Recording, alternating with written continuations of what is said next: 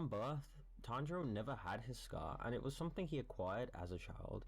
Tanjiro always believed that he was never a chosen one because of this, and yet, despite this, continued breaking his limits and pushing to new heights regardless. Tanjiro's forehead scar has a simple idea of how it was acquired, but the story actually goes far deeper than that through its implications into subtext. Things aren't just as they seem. Tanjiro first acquired his forehead scar protecting his younger brother from a falling vase, and at face value it seems pretty clear cut. Tanjiro was born without a scar and just got it later.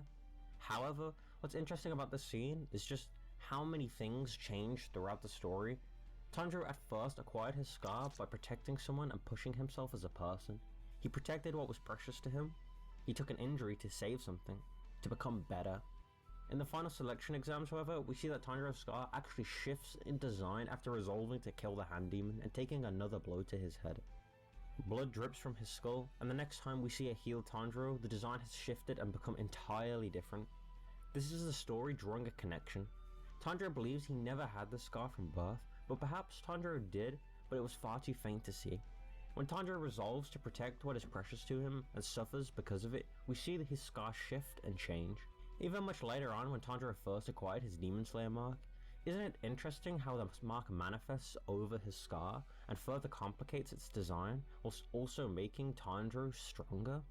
Isn't it interesting how this shift in design also happens as Tanjiro is making a strong resolution to protect the things around him?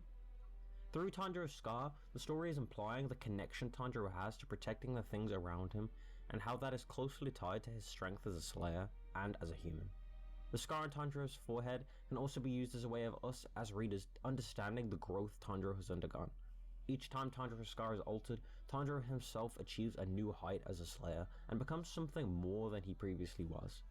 And all of this is heavily contrasted by Tanjiro as a demon, in which his mark becomes even more intricate and more marks appear, showing his duality with his human side, as Tanjiro's mark has become much larger and altered as he grows and protects those around him and becomes better as a person, whilst the demon side of him, his mark becomes more intricate and elaborate as he tears down the humans around him and tries to kill them.